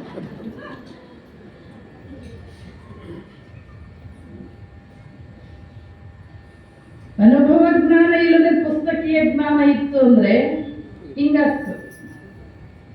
ಹಾಗಾಗಿ ಅನುಭವ ಜ್ಞಾನ ಬಹಳ ಮುಖ್ಯವಾಗಿರ್ತಕ್ಕಂಥದ್ದು. ಒಂದಿನ ಕಳಿತು, 2 ದಿನ ಕಳಿತು, 8 ದಿನ ಕಳಿತು, ಅವನು ಏನು ಕಾಶಿಯಿಂದ ತಂದಿದ್ದ ಅವನ ಸಂಗ್ರಹ ಇದ್ದೆಲ್ಲ ಪುಸ್ತಕಗಳನ್ನು ತಿರುದ ಎಲ್ಲೂ ಉತ್ತರಗಳು ಸಿಗಲಿಲ್ಲ. ಎಲ್ಲೂ ಉತ್ತರ ಸಿಗಲಿಲ್ಲ. ಊಟ ಸೇರ್ತಾ ಇಲ್ಲ, ನಿದ್ದೆ ಬರ್ತಾ ಇಲ್ಲ, ಮೈಯೆಲ್ಲ ನಡಗಕ್ಕೆ ಶುರು ಮಾಡಿದೆ. ಯಾರಾದ್ರೂ ಮಾತಾಡಿದ್ರೆ ಸಿಡಿಬಿಡಿ ಮಾಡ್ತಿದ್ದ. ಅವ್ರ ಮನೆಗೊಂದು 30 ವರ್ಷದಿಂದ ಕೆಲಸ ಮಾಡ್ಕೊಂಡು ಒಬ್ಬ ಕುರುಬ ಸಿದ್ದಪ್ಪ ಅಂತಿದ್ದ. ಅವನು 8 ದಿವಸದಿಂದ ಪಂಡಿತರನ್ನ ಗಮನಿಸಿದ್ದ ಕುರುಬ ಸಿದ್ದಪ್ಪ. ಒಂದಿನ ಕೇಳ್ದ ಸಿದ್ದಪ್ಪ, ಯಾಕ್ರಿ ಪಂಡಿತ್ರಿ ಏನಾಗಿದ್ರಿ ನಿಮ್ಗೆ? ಯಾಕೋ ನೀವು ನಿಂತು ಮಾತಾಡ್ಸಿದ್ರೆ ಚಲೋ ಮಾತಾಡ್ಸೋವಲ್ರಿ, ಏನೋ ಎದ್ರಿರಿ, ಮೈಯೆಲ್ಲ ಬೆವರ್ತಿರುತ್ತೆ, ಏನಾಗಿದ್ರಿ ನಿಮ್ಗೆ ಅಂತ ಕೇಳ್ದ. ನಿನಗೇನೋ ಗೊತ್ತಾಗ್ತದೆ ಕುರುಬ ಅಂದ. 30 ವರ್ಷ ಕಾಶಿಯಲ್ಲಿ ಅಭ್ಯಾಸ ಮಾಡಿ ಬಂದಿರುವಂತ ಪಂಡಿತ ನಾನು, ನನಗೇನು ಗೊತ್ತಾಗಿಲ್ಲ, ನಿನಗೇನು ಗೊತ್ತಾಗ್ತದೋ ಅಂದ. ಆದ್ರೆ ಇವ್ ಕುರುಬರ ಕಾಲ ಬಿಡ್ಲಿಲ್ಲ ಸಿದ್ದಪ್ಪ. ಏನಾಗಿದೆ ಹೇಳ್ರಿ, ಏನ್ ಹೇಳ್ರಿ. ಕೊನೆಗೆ ಹೇಳ್ದ, ಇಂಥ ಪ್ರಶ್ನೆ ಕೇಳ್ಯಾರ. ಏನ್ ಪ್ರಶ್ನೆ ಕೇಳ್ಯಾರ್ರಿ? ದೇವರು 1ನೇ ಪ್ರಶ್ನೆ ಏನು? ಎಲ್ಲಿದ್ದಾನೆ? 2ನೇ ಪ್ರಶ್ನೆ ಯಾವ ಕಡೆ ಮುಖ ಮಾಡ್ಕೊಂಡಾನೆ? 3ನೇ ಪ್ರಶ್ನೆ ಏನೇನು ಮಾಡ್ತಾನೆ? ಅಯ್ಯೋ ಇಷ್ಟೆಲ್ಲ ಇದಕ್ಕೆ ನಾವು ಉತ್ತರ ಹೇಳ್ತೀನಿ ಅಂದವ. ಒಂದು ದಿನ ಶಾಲೆ ಕಾಲೇಜು ಮೆಟ್ಲತ್ತದವನಲ್ಲ, ನಾನು ಉತ್ತರ ಹೇಳ್ತೀನಿ ಅಂದ. ಇವ್ನು ಕೇಳದ, ನೀವು ಉತ್ತರ ಹೇಳ್ತಿ, ಹೇಳಿ ನೋಡೋಣ ಅಂದ. ಕುರುಬೃಕ್ಕ ಸಿದ್ದಪ್ಪ ಹೇಳ್ದೆ, ಉತ್ತರ ಇಲ್ಲೇ ಹೇಳೋಣ, ಅರಮನೆಗೆ ಹೇಳ್ತೀನಿ. ನಿಮ್ ಜೀವ ಉಳಿಸ್ಬೇಕಂದಿಲ್ಲ ನಾನು. ನೀವೊಂದು ಕೆಲಸ ಮಾಡ್ರಿ, ನನಗೊಂದು ಅಧಿಕಾರ ಪತ್ರ ಕೊಡ್ರಿ, ನನ್ನ ಬದಲು ನನ್ನ ಮನೆಗೆ ಕೆಲಸದ ಆಳು ಉತ್ತರ ಹೇಳ್ತಾನೆ ಅಂತ ಬರ್ಕೊಟ್ಟು ಬಿಡ್ರಿ, ನಾನು ನಿಮ್ ಜೀವ ಉಳಿಸೋ ಕೆಲಸ ನಂದು. ಆಯ್ತು, ಇವ್ರು ಉಳಿಯೋದು ಅದೇ ಬೇಕಾಗಿತ್ತು. ಇವ್ನಿಗೂ ಒಂದು ಪತ್ರ ಬರ್ಕೊಟ್ಟ. ಹೆಗಲ ಮೇಲೆ ಒಂದು ಕಂಬಳಿ ಹಾಕೊಂಡ ಕುರುಬ ಸಿದ್ದಪ್ಪ ಬಂದ. ಅವತ್ತು 1000 ಜನ ಸೇರಿದ್ರು. ಏನು ಉತ್ತರ ಹೇಳ್ತಾನೋ ಅಥವಾ ಮರಣದಂಡನೆ ಶಿಕ್ಷೆ ಗುರಿ ಆಗ್ತಾನೋ ನೋಡ್ಬೇಕು ಅಂತ ಹೇಳಿ. ಕಾವಲುಗಾರರು ನೀನ್ಯಾಕೆ ಬಂದೇವು ಅಂತ ಕೇಳಿದ್ರು. ತೋರಿಸ್ತೇನೆ ಅಧಿಕಾರ ಪತ್ರ ಒಳಗಡೆ ಬಿಟ್ಟು. ರಾಜ ಕೇಳಿದ, ನೀನ್ಯಾಕೆ ಬಂದೇವು? ಬಹಳ ಸಣ್ಣ ಪ್ರಶ್ನೆಗಳಿವು. ಈ ಸಣ್ಣ ಪ್ರಶ್ನೆಗಳಿಗೆ ಉತ್ತರ ಹೇಳಿಕ್ ನಮ್ಮ ಪಂಡಿತರೇನ್ ಬೇಕಾಗಿಲ್ಲ, ನಾನೇ ಸಾಕು ಅನ್ನ. ನೀ ಹೇಳ್ತೀಯ ಉತ್ತರ ಆಗ್ಲಿ. ರಾಜನಿಗೆ ಪಂಡಿತನ ಹೇಳ್ಬೇಕಂತೇಳಿ ಇರ್ಲಿಲ್ಲ. ಯಾರು ಹೇಳದೆ ಇದ್ದಕ್ಕೆ ಹಿರಿ ಪಂಡಿತ ಅಂತೇಳಿ ಇವ್ರ ಮನಸ್ಸಿಟ್ಕೊಂಡಿರ್ತಾವ ಅಷ್ಟೇ. ನೀ ಹೇಳ್ತೀಯ ಹೇಳಂದ. ಹೇಳಂತ ನನ್ನ ಪ್ರಶ್ನೆಗೆ ಉತ್ತರನ. ಕುರುಬ ಸಿದ್ದಪ್ಪ ಹೇಳ್ದ, ಹೇಳುವವರು ಮೇಲೆ ಕೂಡಬೇಕು, ಕೇಳುವವರು ಕೆಳಗೆ ಕೂಡಬೇಕು ಅಂತ. ನನ್ನೇನೋ ಒಂದ್ಸಲ ಕರೆಸಿರಿ, ನಾನೇನೋ ಒಂದ್ ಸ್ವಲ್ಪ ಹೇಳ್ತಿದ್ದೀನಿ ಅಂತ ನನ್ನ ಎಲ್ಲಿ ಕೂಡ್ತೀರಿ?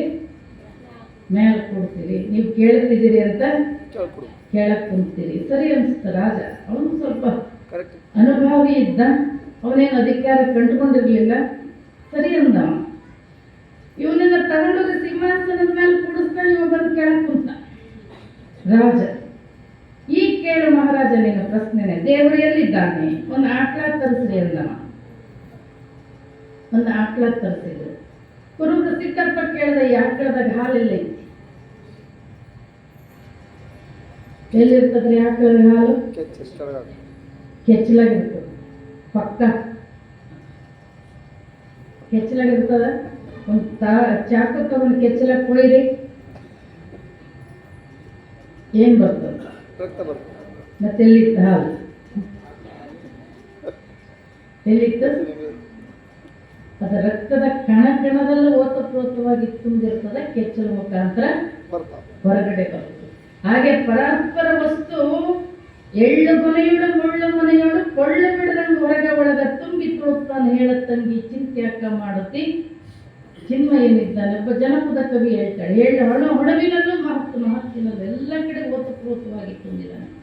ಯಾರು ನಿಷ್ಕಲ್ಮಶವಾದ ಮನಸ್ಸಿನಿಂದ, ಮಗುವಿನಂತ ಮನಸ್ಸಿನಿಂದ ಆ ಪರಾತ್ಪರ ವಸ್ತುವನ್ನು ಧ್ಯಾನಿಸ್ತಾರೆ, ಅಂಥವರ ಹೃದಯ ಕಮಲನ ಕೆಚ್ಚಲ ಮುಖಾಂತರ ಪರಮಾತ್ಮ ಅನುಭವ ಜ್ಞಾನಕ್ಕೆ ಬರ್ತಾನೆ, ಪ್ರಕಟ ಆಗ್ತಾನೆ.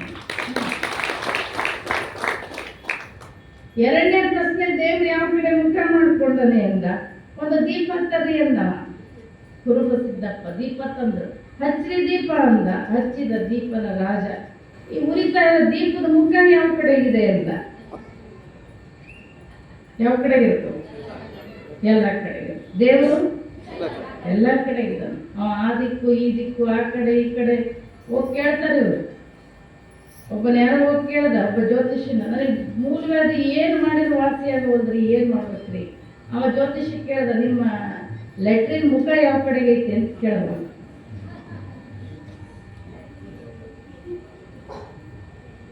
ಇಂಥ ಅಜ್ಞಾನದಲ್ಲಿ ಇದ್ದವ್ರು ನಾವು. ಅವ್ರ ಭವಿಷ್ಯ ಅವ್ರಿಗೆ ಗೊತ್ತಿರೋದಿಲ್ಲ.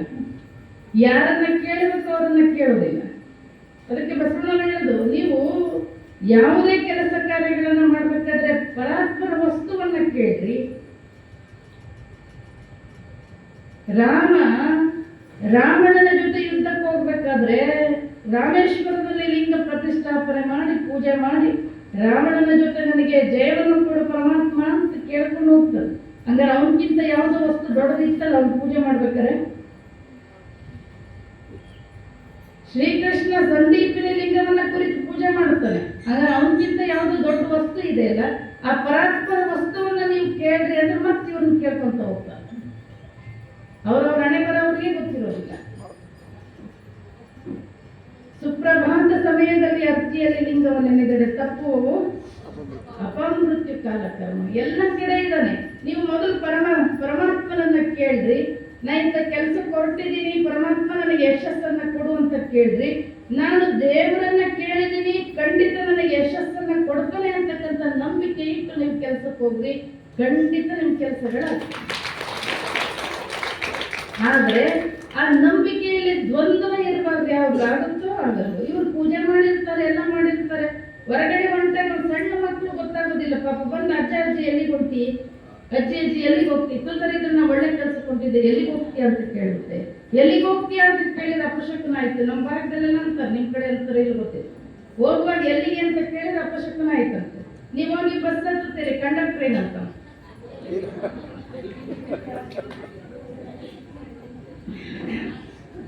ನೀವು ಹೋಗಿ ಆಟೋ ಹತ್ತುತ್ತೀರಿ, ಆಟೋ ಡ್ರೈವರ್ ಏನಂತ. ಮತ್ತೆ ದೇವರನ್ನ ಕೇಳಿಕೊಂಡು ಹೋಗ್ರಿ, ಇದ್ದದನ್ನೆಲ್ಲ ಕೇಳೋದು ಅಲ್ಲ. ಅವನು ಇಲ್ಲದ ದಿಕ್ಕೇ ಇಲ್ಲ, ಆ ಕಡೆ ಇಲ್ಲ, ಈ ಕಡೆ ಹಾಗೆ ಇಲ್ಲ. ಉರಿತಾ ಇರೋ ದೀಪದ ಮುಖ ಹೇಗೆ ಎಲ್ಲ ಕಡೆ ಇದೆ, ಆ ಪರಾತ್ಪರ ವಸ್ತುನು ಎಲ್ಲ ಕಡೆ ಇದೆ ಅಂದ. ಆಮೇಲೆ ಮೂರನೇ ಪ್ರಶ್ನೆ, ದೇವರು ಏನೇನ್ ಮಾಡ್ತಾನೆ? ಪೂರ್ವ ಸಿದ್ದಪ್ಪ ಕೇಳಿದ, ಮಹಾರಾಜ ಇನ್ನೂ ಗೊತ್ತಾಗಿಲ್ಲ ನಿನಗೆ ಏನೇನ್ ಮಾಡ್ತಾನೆ ದೇವರು? ಇಲ್ಲ ಕಣಯ್ಯ, ಗೊತ್ತಾಗಿಲ್ಲ. ದೇವರು ಏನ್ ಬೇಕಾದ್ರೂ ಮಾಡ್ತಾನೆ. 30 ವರ್ಷ ಕಾಶಿಯಲ್ಲಿ ಅಭ್ಯಾಸ ಮಾಡಿ ಬಂದಿರ್ತಕ್ಕಂಥ ಕಾಶಿನ ಶಾಸ್ತ್ರಿಯನ್ನ ಪೆದ್ದ ಶಾಸ್ತ್ರಿ ಮಾಡಿ ಮನೆಗೆ ಕೂಡ್ತಾನೆ. ನನ್ನಂತ ಕುರುಬರು ಸಿದ್ಧಾರ್ಥನ ತಗೊಂಡು ಬಂದು ಸಿಂಹಾಸನ ಮೇಲೆ ಕೂಡ್ತಾನೆ. ನಿಮ್ಮಂತ ಮಹಾರಾಜ ನೆಲದ ಮೇಲೆ ಕೂಡ್ತಾನೆ. ನೀನು ಏನ್ ಮಾಡ್ಬೇಕು ದೇವರು ಅಂದವ. ದೇವರು ಏನೇನ್ ಮಾಡ್ಬೇಕು? ಇನ್ನು ಏನ್ ಬೇಕಾದ್ರೂ ಮಾಡ್ತಾನ. ತಿಪ್ಪೆ ಹೋಗಿ ಉಪ್ಪರಿಗೆ ಆಗ್ತದೆ, ಉಪ್ಪರಿಗೆ ಹೋಗಿ ತಿಪ್ಪೆ ಆಗ್ತದೆ. ಲಕ್ಷಾದೇಶ ಹೋಗಿ ಭಿಕ್ಷಾದೇಶ ಆಗಿದ್ದಾನೆ. ಭಿಕ್ಷಾದೇಶ ನಮ್ಮ ಎದುರಿಗಿಂತವ್ರು ಎಷ್ಟು ಜನ ಕಂಡಿಲ್ಲ ನಾವು. ಹೆಂಗಿದ್ದವ್ರು ಏನೇನಾಗಿಲ್ಲ. ಏನ್ ಬೇಕಾದ್ರೂ ಮಾಡ್ತಾನ ಮನಸ್ಸು ಮಾಡಿದ್ರೆ. ಹಾಗಾಗಿ ಎಲ್ಲ ಕಡೆ ಓತಪ್ರೋತವಾಗಿ ತುಂಬಿದೆ. ಇಡೀ ಜಗತ್ತು ಎಲ್ಲ ಕಡೆ ಇದೆ. ಮಾನವ ಜೀವನದ ಗುರಿ ಅಂತ ಹೇಳಿದ್ರೆ ಆ ಪರಾತ್ಪರ ವಸ್ತುವನ್ನು ಅರಿಯುವುದು. ಅದನ್ನೇ ಅಕ್ಕ ಮಹಾದೇವಿ ಆ ಶಕ್ತಿ ನಮ್ಮಲ್ಲೂ ಇದೆ. ಆದ್ರೆ ಯಾರಿಂದಲೂ ಅದನ್ನು ಅರಿಲಿಕ್ಕೆ ಆಗ್ತಾ ಇಲ್ಲ ಅಂತ ಯಾಕೆ? ನೆಲದೊಳಗೆ ನಿಧಾನ, ಮರದೊಳಗೆ ಮಂದಾಗ್ನಿ ಉರಿಯದಂತಿರಿಸಿದ ನೊರೆಯ ಒಳಗೆ ತುಪ್ಪವ ಕಂಪಿಲ್ಲದಂತಿರಿಸಿದೆ. ಶರೀರದೊಳಗ ಆತ್ಮ ನಾನಿಗೂ ಕಾಣದನು. ನೀ ಬೆರಸಿಹ ಬೇದಕ್ಕೆ ಬೆರಗಾದನಯ್ಯ ರಾಮನಂತ. ನೆಲದ ಮರೆಯ ನಿಧಾನದಂತೆ ಫಲದ ಮರೆಯ ರುಚಿಯಂತೆ ತಿಲದ ಮರೆಯ ತೈಲದಂತೆ ಭಾವದ ಮರೆಯ ಬ್ರಹ್ಮವಾಗಿಪ್ಪ ಚೆನ್ನ ಮಲ್ಲಿಕಾರ್ಜುನ ನಿಲ್ವ ನಾವು ಅರಿಲಿಕ್ಕೆ ಪ್ರಯತ್ನ ಪಡ್ತಾ ಇದ್ದೀವಿ. ನಾವು ಹೊರಗಡೆ ಜಗತ್ತನ್ನ ನೋಡ್ಕೊಂಡು ಹೊಂಟಿವೆ ವಿನಃ ನಮ್ಮ ಒಳಗೆ ನಾವು ಇಣುಕಿ ನೋಡ್ತಾನೆ ಇಲ್ಲ ನಮ್ಮಲ್ಲಿ ಏನ್ ಶಕ್ತಿ ಇದೆ ಅಂತೇಳಿ. ಅದನ್ನೇ ನಮ್ಮ ಆದಾಯ ಶರಣರು ಹೇಳ್ತಾರೆ, ಸಕಲ ಇಂದ್ರಿಯಗಳಲ್ಲಿ ವಿಕಾರಿಸುವ ಮನವ ಸೆಳೆದು ನಿಂತ ಆತನೇ ಸುಖಿ.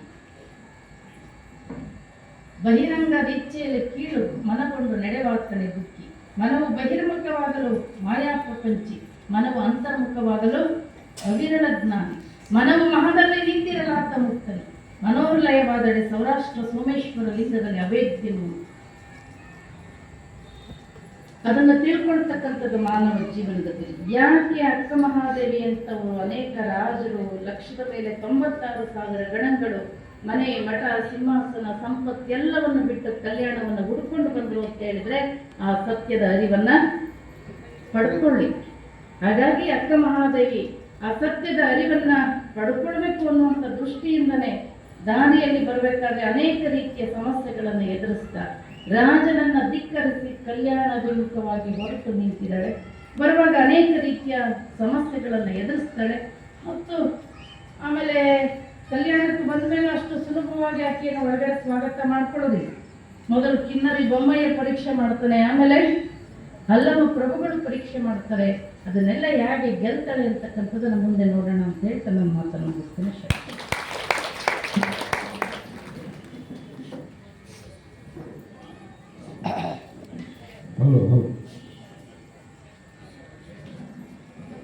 ಓಂ